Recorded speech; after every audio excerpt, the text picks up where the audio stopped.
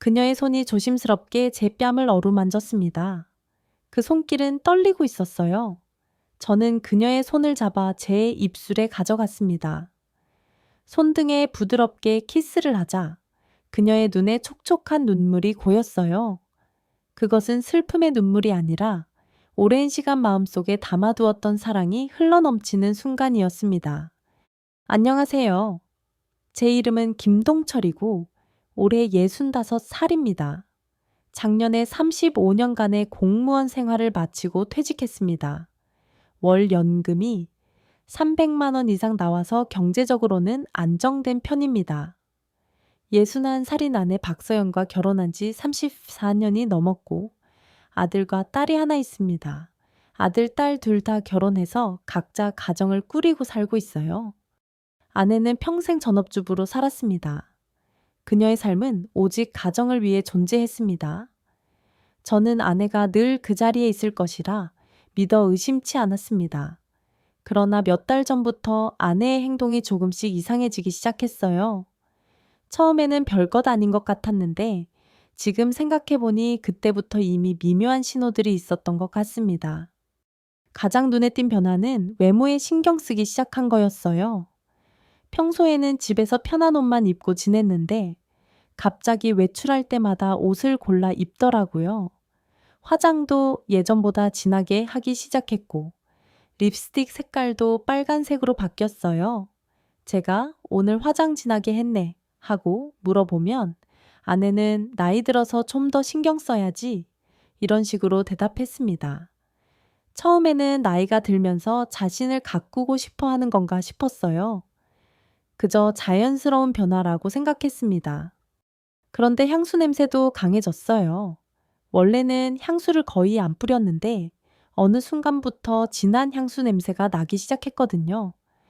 그 향기는 제가 알던 아내의 향기가 아니었습니다. 더 이상했던 건 핸드폰 사용 패턴이었어요. 결혼 40년 동안 우리는 서로 핸드폰을 자유롭게 봤어요. 숨길 일도 없었고 이 나이에 뭘 그렇게 비밀스럽게 할 게 있겠어요? 저는 그렇게 생각했습니다. 그런데 갑자기 아내가 핸드폰을 손에서 놓지 않더라고요.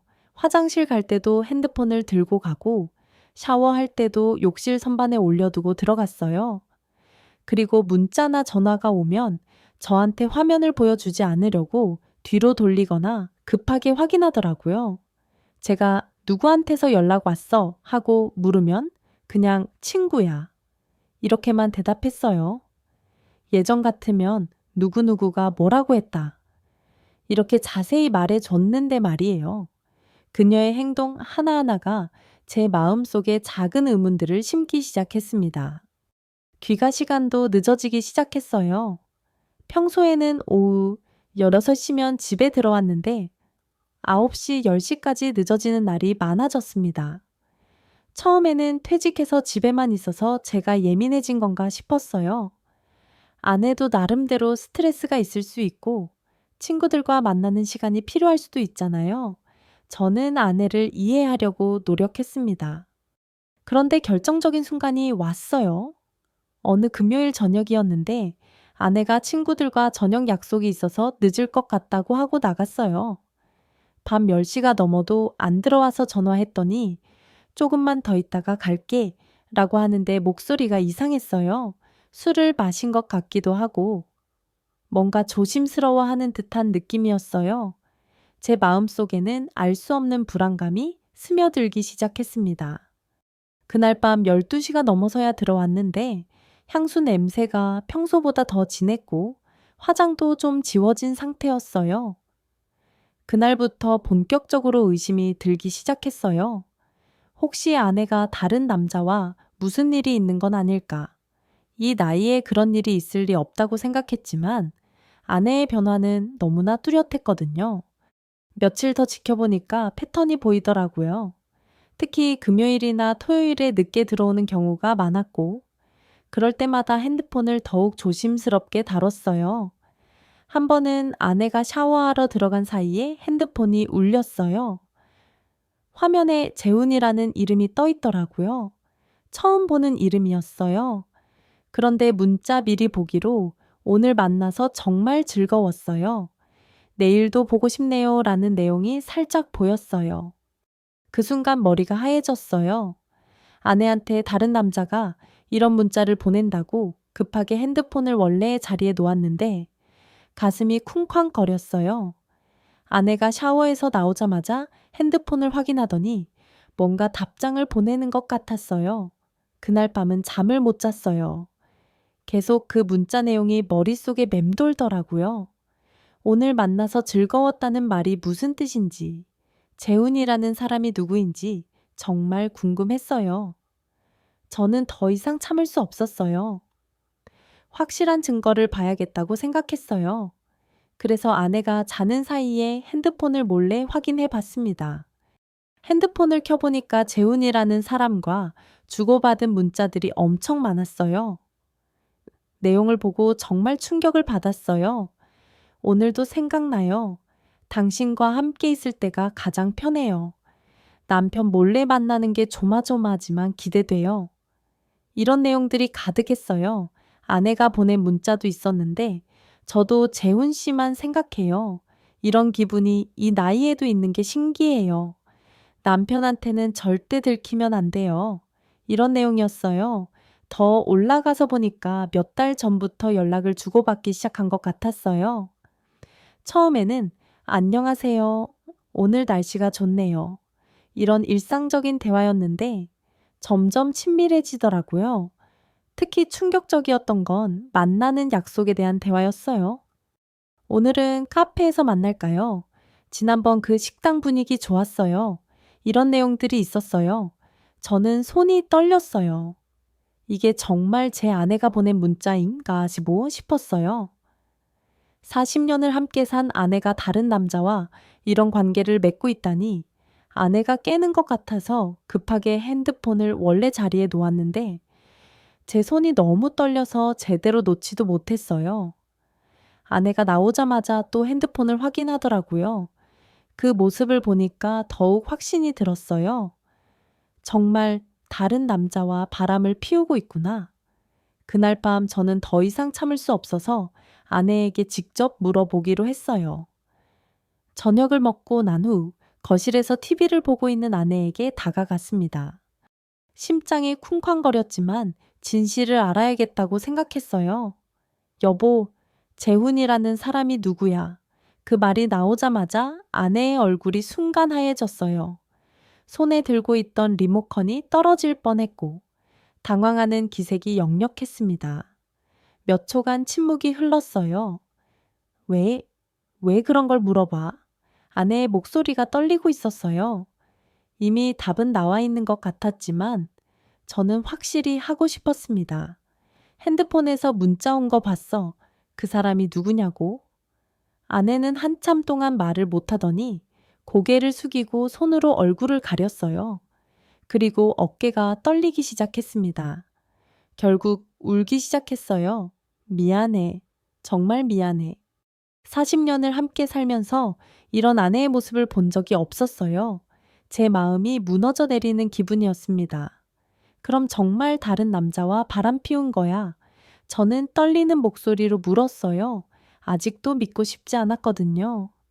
미안해. 어떻게 이런 일이 생겼는지 나도 모르겠어. 결국 아내가 불륜 사실을 시인했어요. 40년 결혼 생활에서 처음 듣는 말이었어요. 저는 의자에 털썩 주저앉았습니다. 몇 분간 아무 말도 할 수 없었어요. 머릿속이 하얘지고 귀에서는 이명이 들렸습니다. 이게 정말 현실인가 싶었어요. 그 사람이 누구야? 어디서 만났어? 간신히 정신을 차리고 물어봤어요. 마트에서 장 보러 갔다가 만났어. 얼마나 오래됐어? 4달 정도. 아내는 계속 울면서 대답했어요.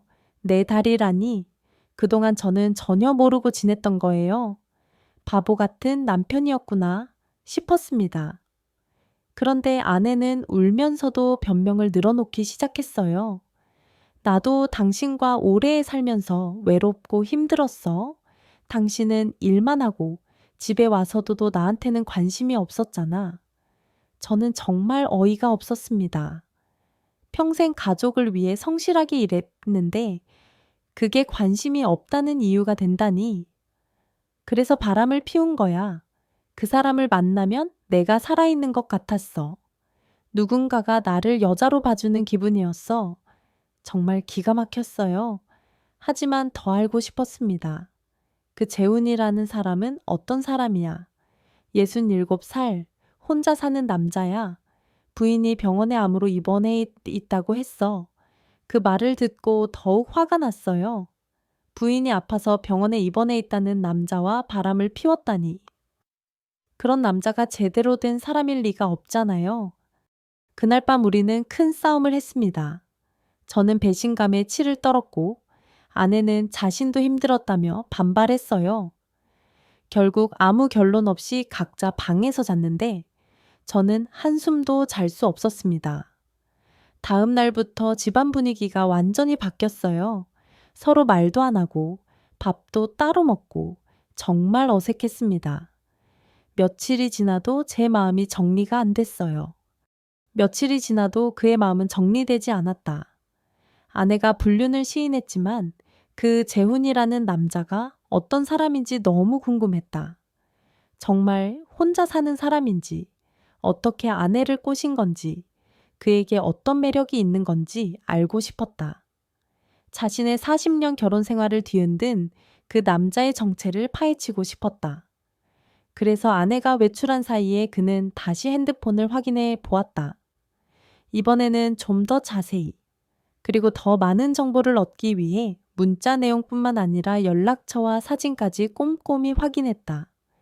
재훈이라는 사람의 전화번호를 발견했을 때 그의 손은 떨렸다. 혹시라도 아내가 돌아올까봐 그는 빠르게 재훈과의 문자 대화 목록을 위로 올리며 내용을 훑었다. 문자 내용은 그가 상상했던 것보다 훨씬 더 심각하고 은밀했다. 둘이 단순히 감정적인 교류만 한 것이 아니라 실제로 자주 만나고 있었고 심지어 호텔 이야기도 나왔다. 다음에는 좀 더 좋은 곳에서 뜨겁게 해줄게. 오늘은 시간이 부족했네. 우리만의 공간에서 다시 보고 싶어요. 당신을 생각하면 매일 밤 잠을 못 자요. 이런 문자들을 보니까 정말 화가 치밀어 올랐다. 단순히 감정의 일탈이 아니라 육체적인 관계까지 이어지고 있었다는 사실에 그는 배신감과 모멸감을 동시에 느꼈다. 그리고 가장 충격적이었던 건 아내가 그 남자를 정말 부유한 사람이라고 생각하고 있다는 것이었다. 재훈 씨는 정말 돈도 많고 대단해요. 이런 좋은 곳에 데려다 주시다니. 당신 같은 멋진 남자를 만나다니. 저 정말 복 받았나 봐요. 이런 문자들을 보면서 동철은 그때 결심했다. 이 재훈이라는 남자가 어떤 사람인지 정확히 알아봐야겠다고. 그리고 만약 그 사람도 결혼했다면 그쪽 아내에게도 이 모든 사실을 알려야겠다고 생각했다. 복수심 때문이 아니었다. 자신처럼 아무것도 모른 채 남편의 거짓말에 속아 살고 있을 그 여자가 너무나 불쌍하게 느껴졌기 때문이다. 그는 인터넷으로 재훈의 이름과 전화번호를 검색했다. 전화번호와 연결된 SNS 계정은 찾을 수 없었지만 이름과 대략적인 나이, 그리고 거주 지역 정보를 조합하여 검색하자 몇 가지 기사가 나왔다. 그런데 김진수라는 이름이 나왔는데 검색 결과를 보니 뭔가 이상했다. 사업과 관련된 기사들이 몇 개 나왔는데 모두 성공보다는 실패에 대한 이야기들이었다. 중년 사업가 김진수, 연이은 사업 실패로 거액의 빚, 사기 혐의로 피소, 김진수 씨는 이런 제목들이 눈에 들어왔다. 그는 더 자세히 찾아보니 그가 결혼했다는 것도 알 수 있었다. 부인 이름은 한혜진이었고 직장 정보까지 나왔다. 하지만 아내가 말한 대로 부인이 정말로 암으로 병원에 입원해 있는 건지 확실하지 않았다. 일단 그 부인에게 직접 연락해 봐야겠다고 생각했다. 그는 김진수의 아내인 한혜진 씨의 연락처를 알아내서 조심스럽게 전화를 걸었다. 심장이 쿵쾅거렸다. 뭐라고 말해야 할지, 어떻게 이야기를 시작해야 할지 몰랐다. 혹시라도 오해를 살까봐 그는 먼저 김진수가 한 말이 정말인지 확인하고 싶었다. 혹시 정말로 부인이 암으로 병원에 입원해 있는 건지 말이다. 전화가 연결되자 그는 정중하게 인사를 드리며 자신을 김동철이라고 소개했다. 그리고는 뜸을 들이며 조심스럽게 말을 꺼냈다. 혹시 김진수 씨 부인이신 한혜진 씨 되십니까? 제가 김진수 씨와 아는 사이인데 그분이 부인께서 병원에 입원해 계시다고 해서 병문안을 가고 싶어서 연락드렸습니다. 그는 최대한 예의 바르게 말했다. 그런데 혜진 씨의 반응은 예상과 완전히 달랐다. 목소리에서 당황스러워하는 기색이 역력했다. 네, 웬 병원이요? 저는 병원에 입원한 적 없는데요. 지금 멀쩡히 집에서 쉬고 있는데 혹시 누구세요? 그 순간 동철은 확신했다. 김진수가 완전히 거짓말을 한 것이었다. 부인이 병원에 입원해 있다고 거짓말하면서 아내에게 동정심을 유발하고 아내의 감정을 조종한 것이었다. 이런 뻔뻔한 남자가 있나? 동철은 분노에 치를 떨었다. 그는 다시 한번 자신을 김동철이라고 소개하며 남편에 대해 중요한 이야기가 있다고 말했다. 전화로는 말하기 어려운 내용이라 직접 만나서 이야기하고 싶다고 덧붙였다. 혜진 씨의 목소리에서는 이미 불안해하는 기색이 느껴졌다. 아마 평소에도 남편에 대해 의심하고 있었던 것 같았다. 저희 남편이 무슨 잘못을 했나요? 혜진 씨가 떨리는 목소리로 물었을 때 동철은 그런 것 같습니다. 만나서 자세히 말씀드리겠습니다. 라고 대답했다. 결국 그들은 금요일 저녁에 회사 근처에 있는 한 카페에서 만나기로 약속을 잡았다. 전화를 끊고 나서 동철은 한동안 멍하니 앉아 있었다. 이제 정말로 모든 것이 확실해진 것 같았다. 그가 겪었던 배신감과 분노는 이제 자신과 같은 처지에 놓인 또 다른 사람에 대한 연민으로 바뀌어 있었다. 약속 전날 밤, 동철은 어떻게 이야기를 꺼내야 할지 많이 고민했다. 갑자기 모르는 사람이 찾아와서 당신 남편이 우리 아내와 바람을 피우고 있습니다. 라고 말하면 누가 믿을까 충격적인 소식을 어떻게 전해야 할지 막막했다. 그래서 그는 확실한 증거를 준비했다. 아내의 핸드폰에서 찍어둔 문자 사진들을 프린트해서 가져가기로 했다. 말로만 하면 믿지 않을 수도 있으니까. 드디어 약속 당일이 되었다. 동철은 카페에 일찍 가서 자리를 잡고 기다렸다. 그의 마음은 무척 복잡했다. 어떤 분일까 이 소식을 어떻게 받아들이실까 하는 걱정들이 머릿속을 맴돌았다. 시간이 되자 50대 후반으로 보이는 여성이 들어왔다. 깔끔하고 단정한 옷차림에 인상도 좋아 보였다. 그가 상상했던 것보다 훨씬 예쁘고 우아하고 품위 있는 분이었다. 그의 아내와는 다른 종류의 우아함이었다. 혜진이 동철의 테이블을 향해 걸어왔다. 서로 확인을 하고 마주 앉았는데 혜진은 불안한 표정을 지으며 무슨 일인지 정말 궁금하다고 했다. 동철도 어떻게 말을 꺼내야 할지 몰라서 한참 망설였다. 이런 충격적인 소식을 어떻게 전해야 할까? 조심스럽게 말문을 열며 정말 죄송한 이야기입니다만 이라고 운을 뗐다. 그리고 저희 아내가 혜진 씨 남편분과 부적절한 관계를 맺고 있는 것 같습니다. 라고 어렵게 말했다. 혜진의 얼굴은 순간 굳어졌다. 마치 망치로 머리를 얻어맞은 것 같은 표정이었다. 한참 동안 말을 못하더니 떨리는 목소리로 정말인지 확실한가요? 라고 물었다. 동철은 준비해온 문자 사진들을 조심스럽게 보여주었다. 진수와 그의 아내가 주고받은 친밀한 문자들 말이다. 혜진이 그 사진들을 보더니 얼굴이 하얗게 질렸다. 그리고 눈에 눈물이 맺히기 시작했다. 정말 이게 제 남편이 보낸 문자인가요? 혜진은 한참 동안 문자들을 살펴보더니 결국 울음을 터뜨렸다. 동철도 마음이 아팠다. 같은 처지에서 같은 아픔을 겪고 있는 사람을 보니까 더욱 마음이 쓰였다. 혜진은 사실 몇 달 전부터 남편이 이상하다고 생각하고 있었다고 했다. 남편이 늦게 들어오는 날이 많아지고 핸드폰도 조심스럽게 다루고 하지만 확실한 증거가 없어서 어떻게 해야 할지 몰랐다고 했다. 그들은 한참 동안 서로의 상황을 이야기했다. 혜진도 동철과 비슷한 경험을 하고 있었다. 남편의 수상한 행동들, 늦은 귀가, 핸드폰 숨기기, 모든 것이 똑같았다. 혜진은 진수가 왜 부인이 병원에 입원해 있다고 거짓말했는지에 대해서도 설명해 주었다. 동정심을 유발하려고 그런 겁니다. 정말 뻔뻔한 수법이었어요. 동철은 분노에 치를 떨었다. 그들은 카페에서 2시간 넘게 이야기를 나눴다. 이야기를 하다 보니 배가 고파졌다. 혜진 씨, 우리 삼겹살에 소주나 한잔 할까요? 이런 답답한 얘기는 술이나 마시면서 해야 속이 풀릴 것 같아요. 동철이 제안했다. 좋은 생각이에요. 저도 정말 답답했거든요. 혜진도 동의했다. 그들은 카페 근처 삼겹살 집으로 자리를 옮겼다. 소주를 시켜놓고 계속 이야기를 나눴는데 술이 들어가자 더욱 솔직한 대화가 오갔다. 혜진 씨, 우리만 속상해하고 있는 게 웃기지 않아요? 우리도 사고치죠. 저 사람들끼리만 좋은 시간 보내게 둘 수는 없잖아요. 동철이 씁쓸하게 웃으며 말했다. 맞아요. 우리도 사고치면 되죠.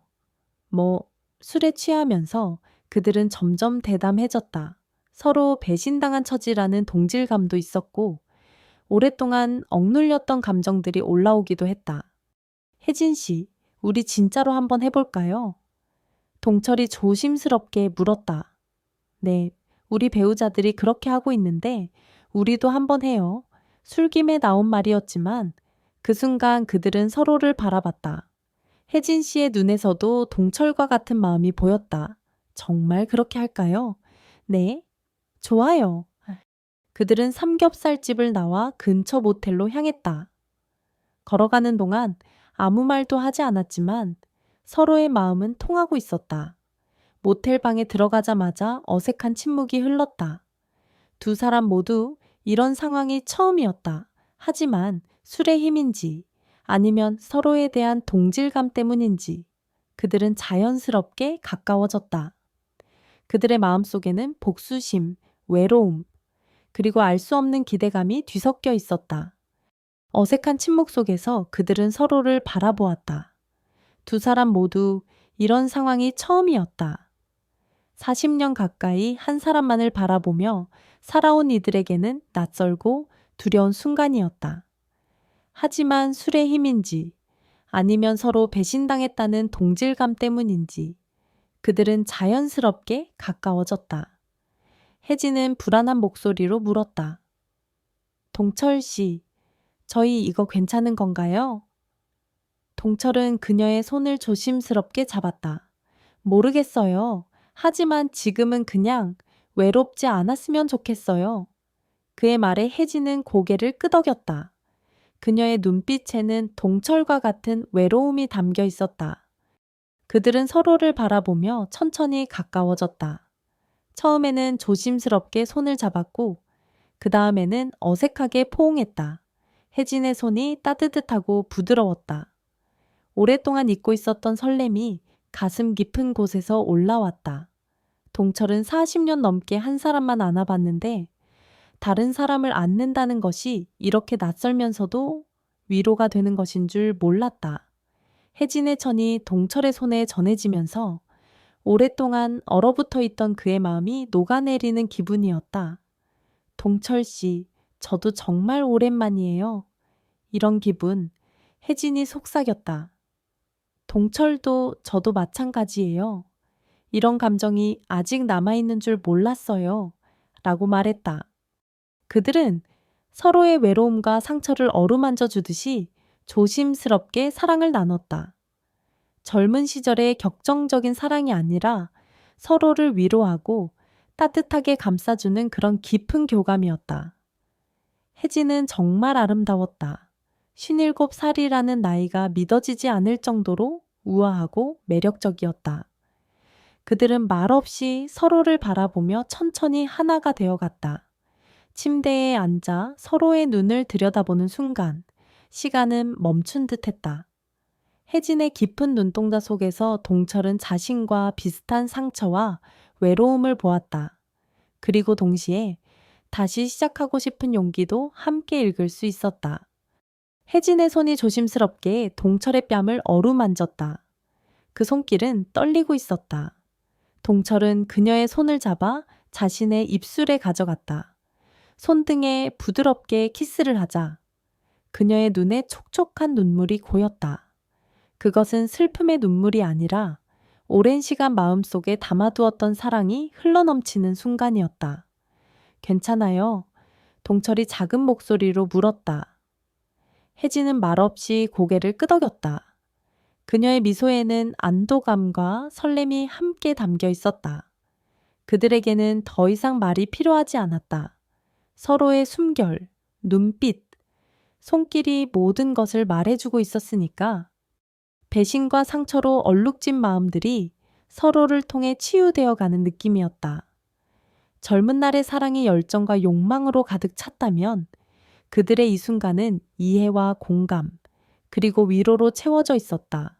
서로의 아픔을 알기에 더 조심스럽게, 더 따뜻하게 서로를 대했다. 오랫동안 얼어붙어 있던 마음이 녹아내리는 순간이었다. 그녀의 심장 박동이 동철의 가슴에 전해질 때 그는 다시 살아있다는 것을 느꼈다.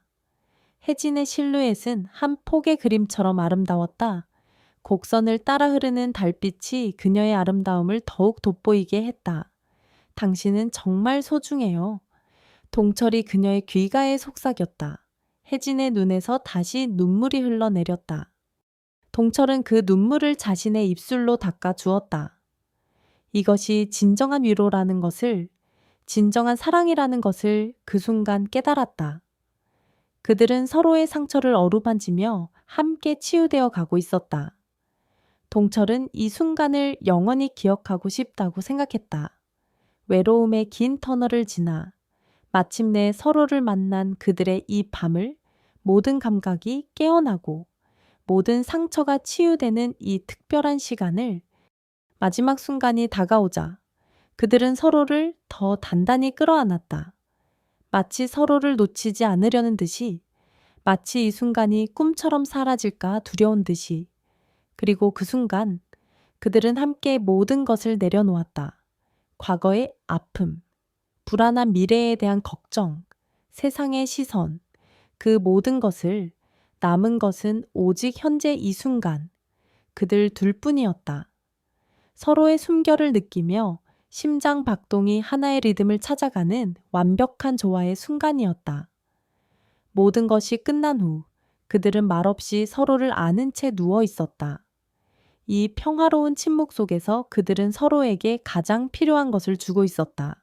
그것은 바로 존재였다. 그저 곁에 있어주는 것, 함께 숨을 쉬는 것, 그것만으로도 충분했다. 고마워요. 혜진이 오랜 침묵 끝에 작은 목소리로 말했다.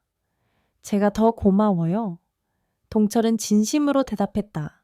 그들은 서로의 눈을 바라보며 미소 지었다. 그 미소에는 새로운 시작에 대한 약속이 담겨 있었다. 아직 늦지 않았다. 우리에게도 행복할 자격이 있다.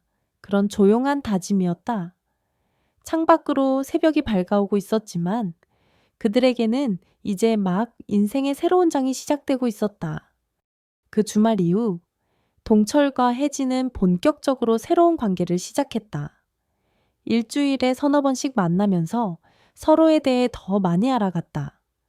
그들은 고급 레스토랑에서 데이트를 하기도 했고, 때로는 집에서 함께 요리를 해 먹기도 했다. 모든 순간들이 동철에게는 행복하고 소중했다. 동시에 동철은 이혼 준비를 시작했다. 그는 변호사를 만나 상담을 받았는데 아내의 불륜이 명확하기 때문에 재산 분할에서 유리한 조건으로 진행될 수 있다고 했다. 그의 아내는 여전히 그와 말을 섞지 않으려 했다. 하지만 동철이 변호사를 만났다는 사실을 알고 나서는 급하게 사과하기 시작했다. 여보, 정말 잘못했어. 다시는 그런 일 없을 테니까 용서해줘. 그녀는 눈물을 흘리며 애원했다. 하지만 동철은 이미 마음을 굳힌 상태였다. 그는 이미 늦었어. 우린 이혼할 거야. 라고 단호하게 말했다. 그의 아내는 그 사람과는 정말 끝났어. 앞으로는 절대 그런 일 없을 거야. 라고 했지만 동철은 더 이상 그녀의 말을 믿을 수 없었다. 평생을 믿고 살았는데도 이런 일이 일어났는데 앞으로 어떻게 믿을 수 있겠는가? 그는 마음을 바꿀 생각이 없었다. 무엇보다 이제 혜진이라는 새로운 사람이 있었으니까. 한편 혜진은 동철보다 더 적극적으로 나섰다. 그녀는 봉수의 과거 여자들을 찾아다니면서 증언을 모으기 시작했다. 그녀가 만난 봉수의 옛 여자들은 한결같이 그를 한심한 사람이라고 평가했다. 남편의 옛 여자들을 좀 만나봤는데 봉수가 젊을 때부터 지금까지 얼마나 많은 여자들을 속였는지 자세히 알게 됐어요. 혜진은 동철에게 말했다.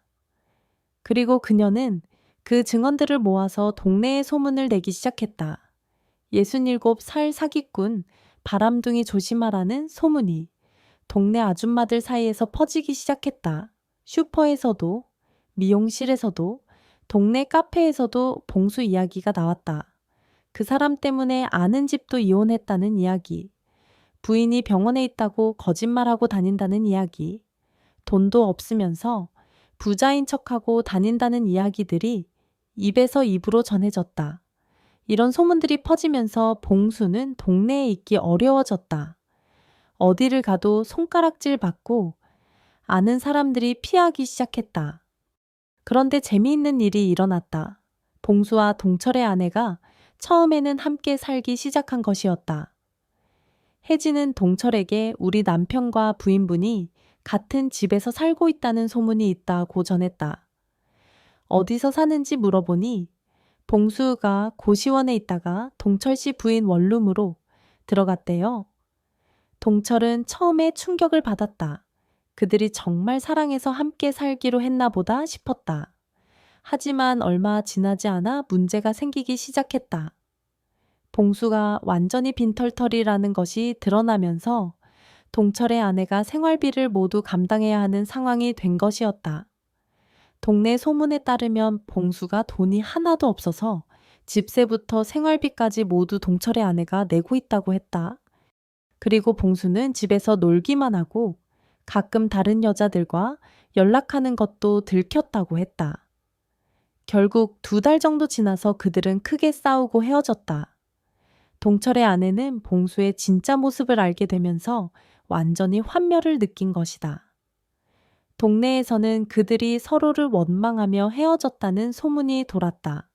그 사기꾼 때문에 내 인생이 망했다. 그 여자 때문에 내가 동네에서 살 수 없게 됐다. 이런 식으로 서로를 비난했다고 한다. 처음에는 사랑한다고 하면서 가정을 파괴했는데 막상 어려워지니까 서로를 버리는 모습이었다. 그 모습을 보면서 동철은 혜진과의 관계가 얼마나 소중한지 더욱 느꼈다. 그들은 진정한 사랑을 하고 있다고 확신했다. 이혼 절차는 순조롭게 진행되었다. 동철은 아내의 불륜이 명확했기 때문에 재산 분할에서 유리한 위치에 있었고 위자료도 받을 수 있었다. 혜진도 마찬가지였다. 봉수의 평생 바람기가 다 드러났고 무엇보다 봉수에게는 나눌 재산도 없었으니 이혼은 쉽게 성사되었다. 드디어 이혼이 확정됐다. 동철은 법원을 나서면서 자유로워진 기분을 느꼈다. 혜진도 마찬가지였다. 이제 정말 자유로워졌네요. 혜진이 말했다. 이혼이 확정되고 몇 달이 지나면서 동철은 완전히 새로운 삶을 살게 되었다. 매일 오후 5시 30분이 되면 혜진의 회사 앞으로 가서 퇴근 마중을 했다. 혜진은 처음에는 매일 이렇게 오면 미안하다고 했지만 동철은 제가 좋아서 하는 일이라며 웃었다. 그의 퇴직금과 연금 덕분에 그는 더 이상 돈을 벌 필요가 없었다. 그는 그저 혜진과 좋은 시간을 보내고 싶었다. 그들은 거의 매일 함께 저녁을 먹었다. 고급 레스토랑에서, 조용한 한식당에서. 때로는 동철의 집에서 직접 요리를 해서 먹기도 했다. 혜진은 동철의 요리 솜씨에 감탄했고, 동철은 혜진이 직접 요리해 주는 것을 좋아했다. 그들의 식탁에는 늘 웃음꽃이 피어 있었다. 동철의 자식들도 처음에는 반대했지만 혜진을 직접 만나고 나서는 완전히 달라졌다. 아버지, 혜진 이모 정말 좋은 분이시네요. 아들이 말했다. 정말 현실적이시고 똑똑하시고 아버지와 잘 어울리는 것 같아요. 딸도 거들었다. 아버지가 혜진 이모랑 있을 때 진짜 젊어 보여요. 자식들이 그들의 관계를 인정해주니 동철의 마음이 한결 편해졌다. 이제 정말 행복한 새 출발을 할 수 있을 것 같았다. 그들은 한 달에 한두 번씩 여행도 갔다. 제주도도 가고 강릉도 가고 경주도 갔다. 젊을 때 아내와는 이런 여행을 거의 해본 적이 없었는데 혜진과는 정말 즐거운 여행을 많이 했다. 혜진은 여행지에서 사진을 찍어주기도 하고 함께 맛집을 찾아다니기도 했다. 그녀는 늘 밝게 웃었고 그녀의 웃음은 동철의 마음을 따뜻하게 했다. 동철은 혜진과 함께하는 시간 속에서 자신이 얼마나 행복한 사람인지 깨달았다. 그는 잃어버렸던 젊음의 활력을 다시 되찾은 것 같았다. 동철 씨, 저 지금 정말 행복해요. 혜진이 말했다. 동철은 그녀의 손을 잡으며 말했다. 저도 마찬가지예요. 혜진 씨와 함께 있으면 시간 가는 줄 모르겠어요. 그들은 서로의 눈을 바라보며 미소 지었다. 그들의 미소에는 깊은 사랑과 신뢰가 담겨 있었다. 그들은 더 이상 복수심에 사로잡혀 있지 않았다. 그들의 마음속에는 오직 서로에 대한 따뜻한 감정만이 남아 있었다. 그들은 서로의 존재에 감사하며 함께하는 매 순간을 소중히 여겼다. 그렇게 행복한 시간이 6개월 정도 지났을 때였다. 혜진의 행동이 조금씩 이상해지기 시작했다. 처음에는 별것 아닌 것 같았다. 가끔 전화 통화를 할 때 목소리가 어둡거나 만날 때 표정이 좀 어두운 정도였다. 동철은 무슨 일 있어요? 요즘 좀 우울해 보여요. 라고 물어봤다. 혜진은 아니에요. 별일 없어요. 라고 대답했다. 정말이냐고. 고민 있으면 말해달라고 했더니 괜찮다며 그냥 회사 일이 좀 바빠서 그렇다고 했다. 하지만 동철은 혜진의 대답에서 진심을 읽을 수 없었다. 그의 마음속에는 다시 불안감이 싹트기 시작했다. 하지만 시간이 지날수록 혜진의 이상한 행동은 더욱 심해졌다. 핸드폰을 자주 확인하고 가끔 멍하니 있을 때가 많아졌다. 동철이 말을 걸어도 딴 생각을 하고 있는 것 같았다. 제 말 들었냐고 물으면 네, 죄송해요. 뭐라고 하셨어요? 라고 되물었다. 저녁 메뉴를 뭘로 할까 물어보면 네, 뭐든지 좋다고 하셨어요. 라고 건성으로 대답했다. 예전에 활발하고 밝았던 혜진과는 다른 모습이었다. 동철의 마음속 불안감은 점점 더 커져갔다.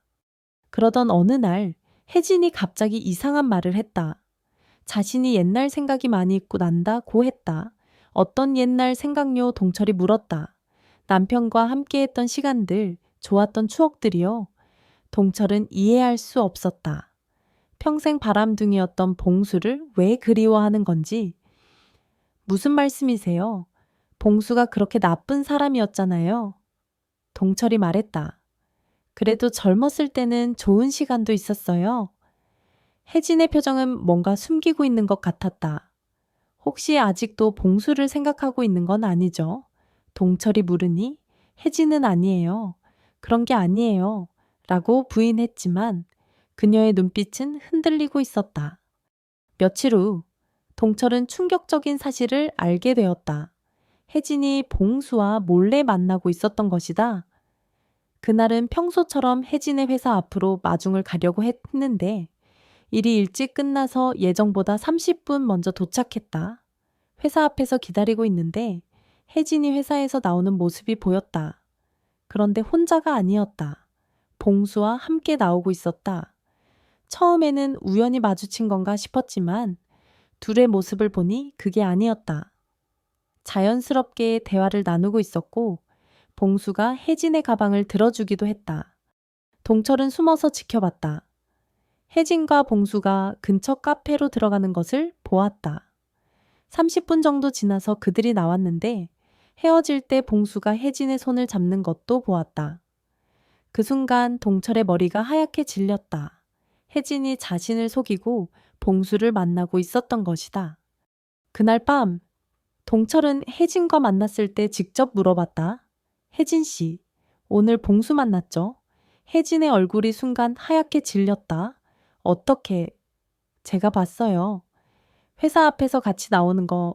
동철 씨, 죄송해요. 혜진은 한참 동안 말을 못하더니 결국 울기 시작했다. 왜요? 왜 봉수를 만난 거예요? 동철의 목소리는 분노로 떨렸다. 혜진은 울면서 말했다. 자신도 모르겠다고, 그냥 그 사람이 너무 불쌍해 보여서라고.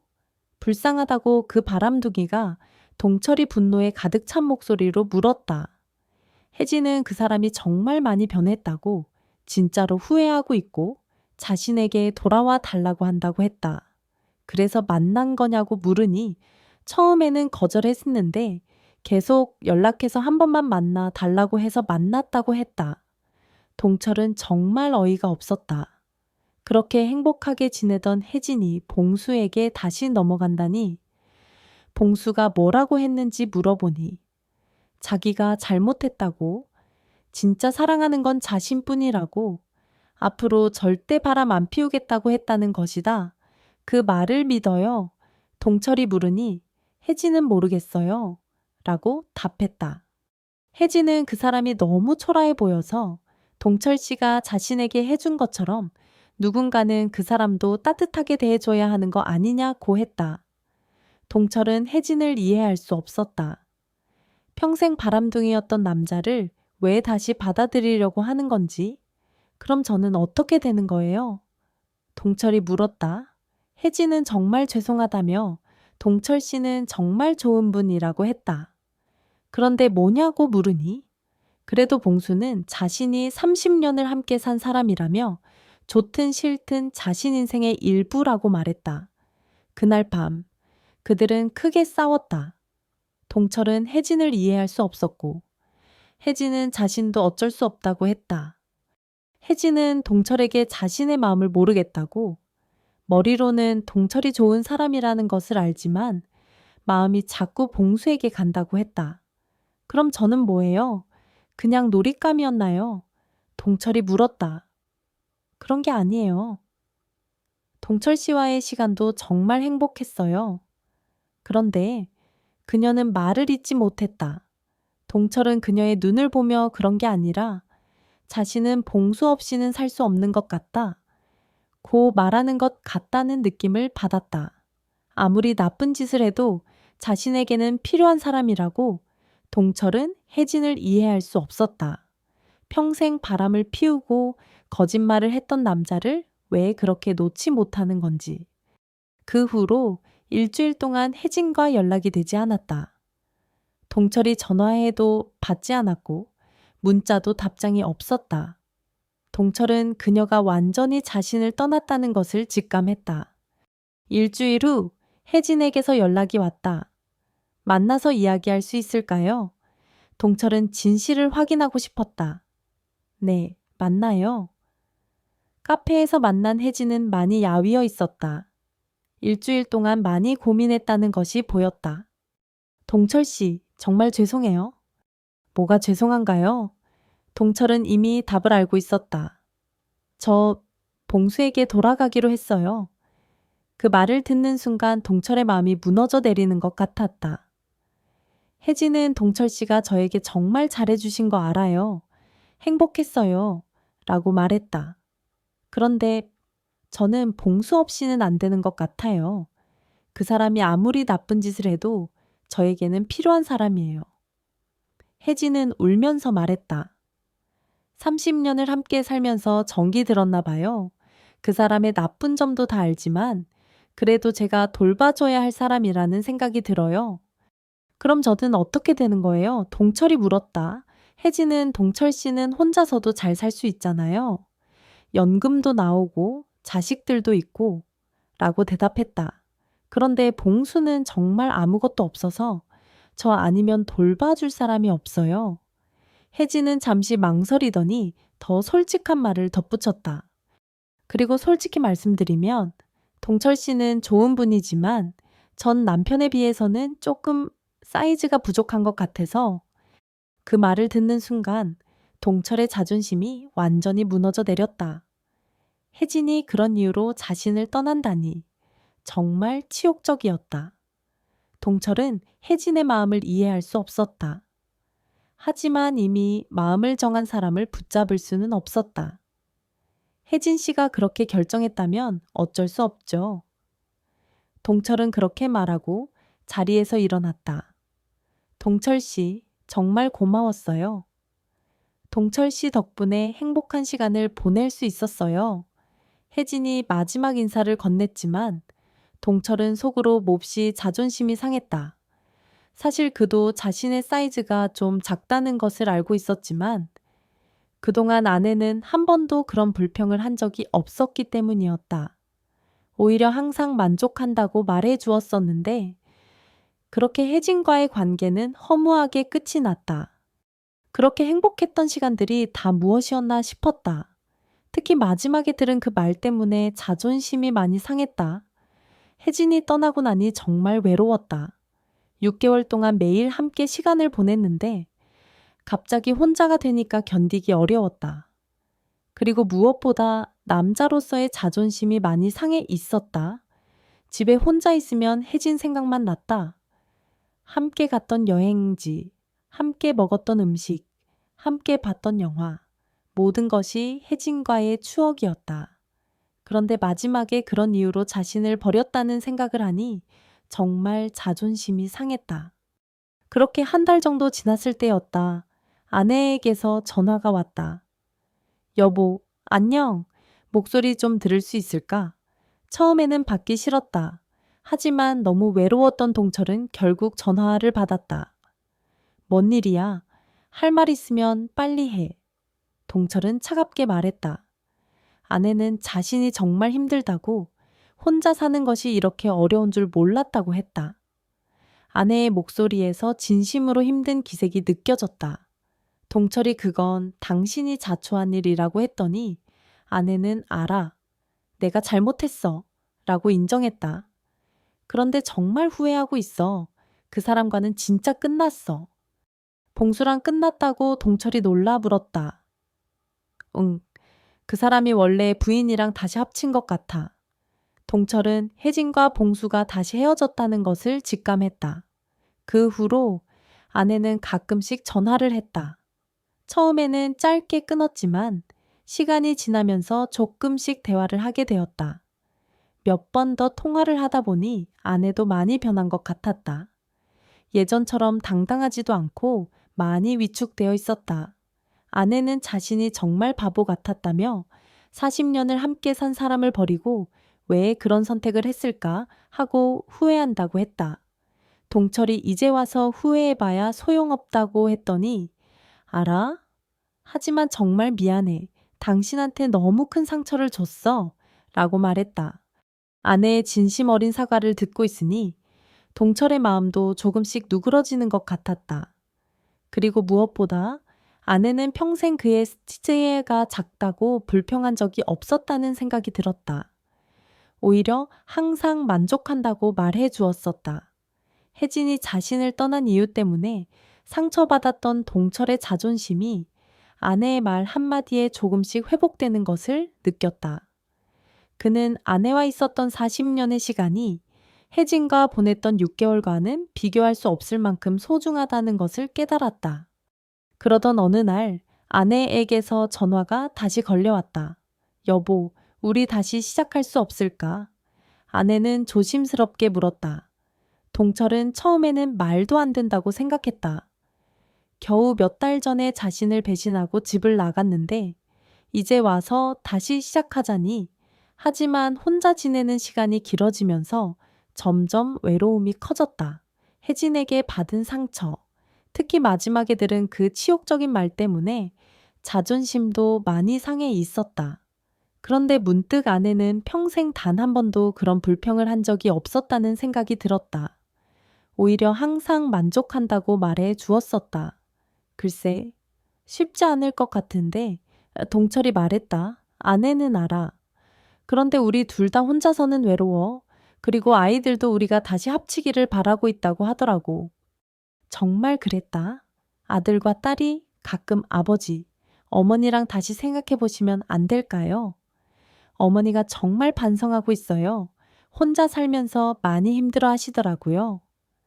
라고 말했다.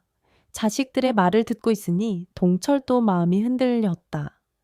그 역시 혜진에게 배신당한 후 외로움에 몸서리치고 있었다. 그는 혜진이 떠난 후 빈자리가 너무 크게 느껴졌다.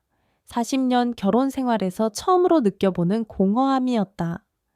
그렇게 몇 주가 더 지났을 때 그는 결국 아내를 만나보기로 했다. 직접 얼굴을 마주보고 이야기하는 것이 맞다고 생각했다. 카페에서 만난 아내는 정말 많이 변해 있었다. 예전에 당당하고 활기 넘치던 모습은 온데간데 없고 많이 초라해 보였다. 마스크를 썼지만 눈가에 깊어진 주름과 왠지 모르게 초점 없는 눈빛에서 그녀가 겪었을 고통의 시간이 느껴졌다. 동철은 그녀의 그런 모습을 보면서 마음 한구석이 아련해졌다. 그는 그녀가 겪었을 외로움과 고통의 무게를 짐작할 수 있었다. 여보, 오랜만이야. 동철이 먼저 인사를 건넸다. 아내는 눈물을 글썽이며 정말 미안해. 내가 정말 바보 같은 짓을 했어. 라고 말했다. 그녀의 목소리는 떨리고 있었다. 이미 지난 일이야. 동철이 담담하게 말했지만 아내는 그래도 정말 후회해. 왜 그런 선택을 했는지 나도 모르겠어. 그냥 내가 너무 이기적이었던 것 같아. 라고 했다. 그녀의 진심 어린 후회를 보니 동철의 마음도 조금씩 풀렸다. 그녀가 겪었을 아픔이 자신의 아픔과 다르지 않다는 것을 알았기 때문이다. 그 사람은 어떻게 됐어? 동철이 물었다. 아내는 끝났어. 그 사람이 원래의 부인이랑 다시 합쳤대. 라고 답했다. 그 말을 듣는 순간 동철은 혜진이 자신을 떠난 이유를 다시 한번 생각했다. 봉수에게 돌아간 것이 아니라 봉수가 원래 아내에게 돌아가면서 혜진도 어쩔 수 없이 혼자가 된 것이었다. 역시 그들은 진심으로 사랑한 게 아니었구나. 동철은 그 짧은 대답 속에 복잡한 감정들을 억눌렀다. 아내는 내가 정말 많이 깨달았어. 40년을 함께 산 사람이 얼마나 소중한지 알게 됐어. 당신이 얼마나 날 생각하고 있었는지, 내가 얼마나 복받은 여자였는지, 라고 했다. 그녀의 목소리에는 진심으로 후회하는 감정이 가득했다. 동철은 아내가 자신에게 보여준 진심이 혜진이 자신에게 보여준 것과는 다르다는 것을 느낄 수 있었다. 혜진과의 관계는 잠시나마 자신을 행복하게 해주었지만 아내와의 관계는 그에게 가장 깊은 안도감과 편안함을 가져다 주었다. 그들은 그날 3시간 넘게 이야기를 나눴다. 서로가 겪은 일들, 느꼈던 감정들, 그리고 앞으로의 계획에 대해서 아내가 우리 다시 한번 해볼까 하고 조심스럽게 물었다. 동철은 쉽지 않을 거야 라고 답했지만 아내는 알아? 그런데 우리 둘 다 배신당해 봤으니까 서로의 소중함을 알 수 있을 것 같아 라고 말했다. 동철도 생각해보니 그런 것 같았다. 서로 바람을 피우고 배신당해 본 경험이 있으니까 오히려 서로를 더 소중히 여길 수 있을 것 같았다. 혜진과의 관계가 그에게 준 가장 큰 교훈은 사랑이라는 감정이 얼마나 덧없는 것인지에 대한 깨달음이었다. 그리고 무엇보다 아내는 동철을 있는 그대로 받아준 사람이었다. 혜진이 떠난 이유가 자신의 신체적인 부분 때문이었다는 것을 알고 나서 아내의 존재가 그에게 더욱 소중해졌다. 아내는 평생 한 번도 그의 사이즈에 대해 불평한 적이 없었다. 오히려 항상 당신은 정말 최고야 라고 말해 주곤 했다. 일단 천천히 해보자. 동철이 제안했다. 정말이야 진짜지. 아내가 기뻐하며 물었다. 그녀의 눈에 다시 희망의 빛이 보였다. 응, 하지만 조건이 있어. 앞으로 절대 거짓말하면 안 돼. 그리고 서로 휴대폰도 자유롭게 봐야 하고, 아내는 당연하지. 나도 그러고 싶어. 이제 더 이상 숨길 게 없어. 라고 했다. 그들은 서로를 용서하고 다시 시작하기로 했다. 그렇게 동철과 아내는 다시 만나기 시작했다. 처음에는 일주일에 한 번씩 만나 식사하고 이야기하는 정도였다. 서로 어색했지만 시간이 지나면서 조금씩 편해졌다. 40년을 함께 산 세월이 그냥 사라지는 것은 아니었다. 오늘 뭐 먹을까? 동철이 물으면 아내는 글쎄 뭐가 좋을까? 예전에 우리가 자주 가던 중국집은 어때? 라고 답했다. 좋아, 거기 가자. 이런 일상적인 대화들이 새삼 반가웠다. 혜진과 있을 때는 항상 긴장하고 설레는 기분이었는데 아내와는 편안했다. 혜진과의 사랑이 불꽃처럼 뜨겁고 화려했다면 아내와의 사랑은 깊고 따뜻한 온천처럼 느껴졌다. 한 달 정도 지나서 동철은 아내에게 제안했다. 우리 다시 같이 살아볼까? 아내는 정말이야 괜찮겠어? 라고 물었다. 응. 하지만 처음부터 다시 시작한다고 생각하자 동철이 말했다. 아내는 알았어. 나도 그러고 싶어.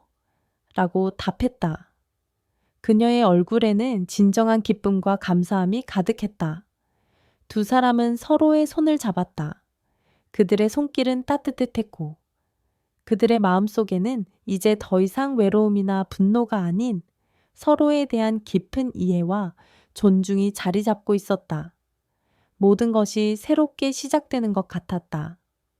그들은 서로의 상처를 어루만지며 함께 늙어갈 동반자를 다시 찾았다는 사실에 안도했다. 그렇게 그들은 다시 함께 살기 시작했다. 처음 며칠은 정말 어색했다. 서로 눈치를 보고 말도 조심스럽게 했다. 하지만 40년을 함께한 세월이 주는 편안함은 금세 어색함을 덮었다. 첫날 밤, 오랜만에 아내와 관계를 가졌는데 정말 놀라웠다. 혜진 때문에 상처받았던 자존심이 완전히 회복되는 기분이었다. 여보, 내 거 어때? 동철이 조심스럽게 물었다. 아내는 웃으며 말했다. 여보, 너무 커. 이렇게 컸었나? 아내의 말에 동철은 정말 기분이 좋아졌다. 역시 40년을 함께 산 사람이 다르다는 생각이 들었다. 혜진은 그를 떠났지만 아내는 오히려 그를 있는 그대로 받아주었다. 그 후로 시간이 지나면서 그들은 서로에게 익숙해졌다. 그리고 예전보다 더 서로를 배려하게 되었다. 여보, 커피 마실래? 고마워. 설탕 조금만 넣어줘. 알겠어. 이런 작은 배려들이 예전에는 당연하게 여겨졌지만 이제는 더 소중하게 느껴졌다. 그리고 그들은 서로의 휴대폰을 자유롭게 보기로 했다. 더 이상 숨길 것도 없었고 서로를 완전히 신뢰하고 싶었다. 여보, 내 핸드폰 봐도 돼. 나도 마찬가지야. 더 이상 비밀은 없어. 이런 투명한 관계가 오히려 더 편했다. 그들은 서로의 모든 것을 공유했고 서로에게 솔직해졌다. 몇 달이 지나면서 동철은 깨달았다. 혜진과의 관계는 분명 특별했지만 아내와의 40년은 그것과는 다른 의미가 있다는 것을 혜진과의 사랑이 설레고 로맨틱한 사랑이었다면 아내와의 사랑은 깊고 안정적인 동반자 관계였다. 서로의 삶을 완전히 공유하고 서로에게 기댈 수 있는 존재. 그런 관계야말로 그들이 진정으로 원했던 것이었다. 어느 날 아내가 우리 정말 많이 돌아왔다고 말했다. 그러게, 이렇게 될 줄 누가 알았겠냐고 동철은 답했다. 아내는 그런데 지금이 더 좋은 것 같다. 서로의 소중함을 알게 됐으니까 라고 했다. 동철도 맞아? 예전에는 당연하게 생각했는데 이제는 정말 고맙다고 답했다. 그들은 서로의 배신을 통해 서로의 소중함을 다시 깨닫게 된 것이다. 그것은 아프고 힘든 과정이었지만 그들에게는 꼭 필요한 시간이었다. 예전에는 당연하게 생각했는데 이제는 정말 고맙다고 답했어요. 우리는 서로 바람을 피우고 배신당한 경험이 있었기 때문에 오히려 서로를 더 이해할 수 있었어요. 그때 왜 그런 선택을 했을까? 아내가 물으니 동철은 모르겠어. 그냥 일상이 지루하고 답답했나 봐. 라고 답했다. 저도 마찬가지였어요. 그런데 막상 잃고 나니까 얼마나 소중한지 알겠더라고요. 동철은 진심을 담아 말했다. 아내는 이제는 절대 그런 일 없을 거야. 라고 했고, 동철도 나도 마찬가지. 라고 답했다. 그들은 정말 행복하게 지내고 있다. 예전과는 다른 방식의 행복이지만 더 깊고 안정적인 행복이다. 가끔 생각하면 혜진과의 시간도 아름다운 추억이었다. 그때 설렘과 로맨스는 정말 특별했었다. 하지만 지금 아내와의 생활도 정말 소중하다. 서로를 완전히 이해하고 배려하고 함께 늙어가는 동반자가 있다는 것이 얼마나 큰 행복인지 깨달았다. 여보, 우리 정말 잘 살고 있지, 그러게. 이런 게 진짜 행복인 것 같아. 맞아. 드라마 같은 사랑도 좋지만 이런 평범한 행복이 더 오래 가는 것 같아. 아이들도 그들이 다시 합친 것을 정말 좋아했다. 아버지, 어머니, 정말 다행이에요. 이제야 진짜 가족 같은 느낌이에요. 가끔 혜진 소식을 듣는다. 결국 봉수와 다시 헤어졌고 지금은 혼자 살고 있다고 한다. 그런데 예전보다는 훨씬 밝게 지낸다고 한다. 봉수는 그 20대 여자에게도 버림받고 지금은 정말 혼자가 되었다고 한다. 건강도 안 좋아져서 요양원에 들어갔다고 한다. 그런 소식을 들으면 인생이 참 아이러니하다는 생각이 든다. 여보, 우리 참 운이 좋았네. 동철이 말했다. 그러게, 서로 한 바퀴 돌아서 다시 만났으니까 이제는 절대 놓치지 말자. 아내는 그의 손을 꼭 잡았다.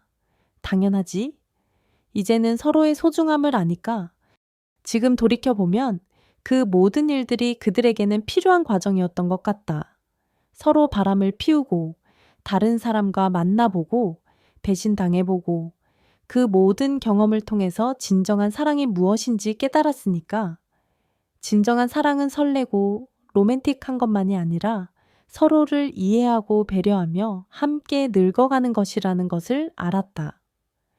여보, 우리 다음 생에도 만날까? 아내가 장난스럽게 물었다. 바보야. 다음 생까지 기다릴 것 없이 지금 잘 살자. 동철은 진심을 담아 대답했다. 그래? 맞아. 그는 이제 정말 만족스러운 삶을 살고 있다. 아내와 함께 평범하지만 행복한 일상을 보내고 자식들도 자주 찾아와서 즐겁게 지내고 있다. 가끔 혜진과의 시간을 생각하면 그리워지기도 한다. 그때 설렘과 로맨스는 정말 특별했었다. 하지만 그것도 인생의 한 부분이었을 뿐이다.